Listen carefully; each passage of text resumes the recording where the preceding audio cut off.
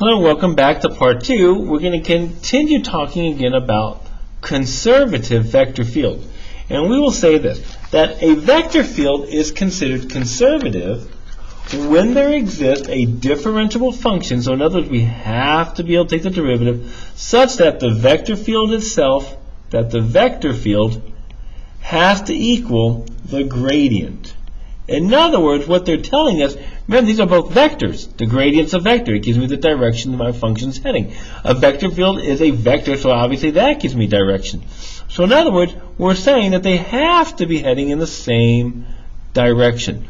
So in other words, if we have a vector field and our gradient, and they both head in the same direction. The function f is called a potential function. Now we're going to spend a little more time with this later on. In this video and another video, so we're going to spend more time with this one right here. A potential function is basically, though, if you want to think about it, is, remember, the vector field itself and the gradient, these are derivatives. So the potential function would be, well, what is the original function itself? And of course, we're going to have to do some calculus to get that back. We'll see that later on. So in our example above, let's take a look here. This is our example above here. This is our vector field, and we talked about that we have all of these level curves, and the vector fields are going to be all perpendicular to those surfaces, because again, it comes from the gradient. So in our example above, we're saying that this vector is conservative. Vector field is conservative. To show this, we need to look at the potential function. So in other words, this function right here will yield this vector field right here. And I can see that by just looking at the derivatives. It's like if I want to find the vector field of my function, all I need to do is look at the gradient of my function. And that's pretty easy to do. Well, if I take my gradient, the derivative with respect to x becomes 2x. The derivative with respect to y just becomes y. Remember, there's my partial with respect to x. There's my partial with respect to y. And if we notice, this is exactly the same as our vector field above. So yeah, they are the same. In other words, the gradient is equal to our vector field. So this is an example of what's called a conservative vector field. So let's see if we can find a conservative vector field for the potential function. So they're telling us that this is my original function. If I want to find the vector field, a conservative vector field, all I have to do is get the gradient. So I'm going to look at the gradient of this. Take the derivative with respect to x. That's going to give us 2x minus 3. Take the derivative only with respect to y, negative 3x, and the derivative with respect to z is just 2. Now, how do I know that this is going to be conservative? Well, very simple. If we can find the gradient,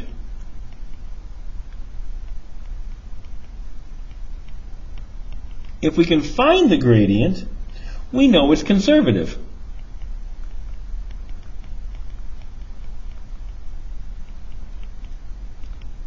If we're given the original function. So if I can find the gradient of a function, I know it's going to be conservative because our rule says they have to be the same. Now, remember what this is telling us also. So let's kind of review this. This is also telling us the direction of maximum increase.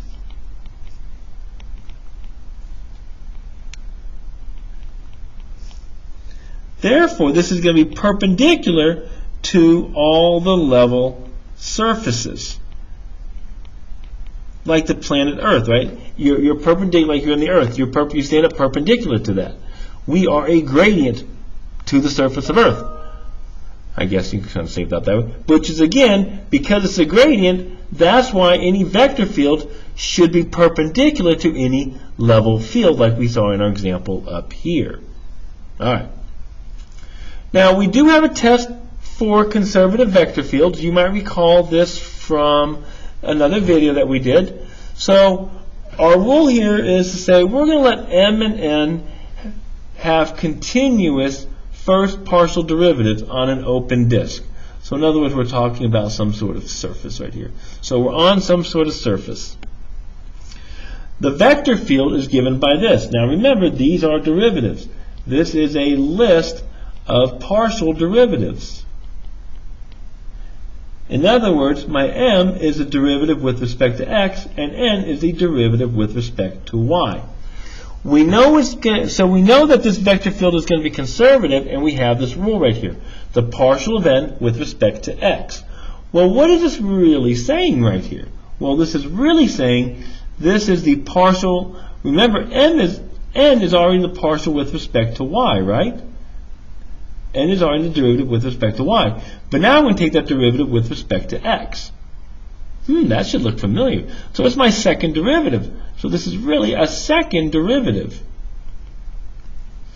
Equals m is already derivative with respect to x. If we take that derivative with respect to y, we get f of x, y.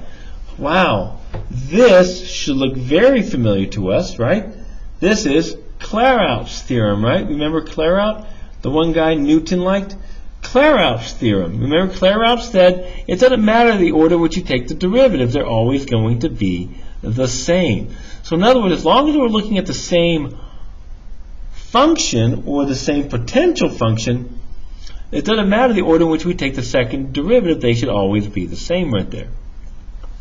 And that's really what we are going to test. So we're really just, so in other words, what we really just have to do here is test the second derivatives, the set of second partials. fxy and fyx. Now you do have to test them both, but to make sure that it will be conservative. All right, so let's see here. Let's determine that the following vector fields are conservative. Now these are already my vector fields. So here is m, here is n. I'm just going to go ahead and use my rule right up here. It says that the partial of m with respect to y has to equal the partial of n with respect to x. And I can test that really quickly. The derivative with respect to y is just x squared. The derivative with respect to x here is just y. Notice they aren't the same. Therefore, this is not considered conservative. Right there. That is not a conservative vector field. Let's try 3. Well, there's m, there's n. So I want to find the partial of m with respect to y and see if that's equal to the partial of n with respect to x. Writing this out, the derivative with respect to y, there's nothing there. Same thing here, 0, that is the same. So therefore this is a conservative vector field.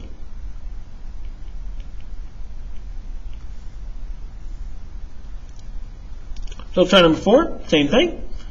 Here's my m, here's my n, and we're going to see if this is conservative. So take. Now, if you prefer to use like Newton's notation, we can say this is fx already, and this is fy. Therefore, what do we need? We need the partial of x with respect to y. We need the partial of y with respect to x. So you can do different notation. So I'm going to take this derivative only with respect to y. We get negative x. I take this derivative only with respect to x, and that becomes negative y. And notice they are not the same. Therefore, this is not conservative. Probably liberal. Now, number 5 is a tricky one. Notice this is not a vector field. This is a function. This is our function, not the vector field. So, for this one, we need to get our vector field first. Partial of, and to get our vector field, let's go write this another way here. To get our vector field of x, y, we're going to look at the gradient of x, y. And when we do that, the derivative with respect to x is 1. The derivative with respect to y is 1. And if you want to write that, you can write this as I plus j. Now, this is already conservative. We know that because of our rule. From a potential function, to get a conservative vector field, we just look at the gradient.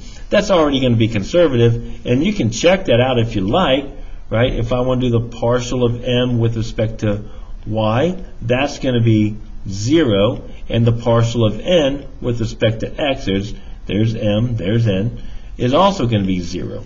So you can verify that pretty quickly right there. So that's definitely going to be conservative.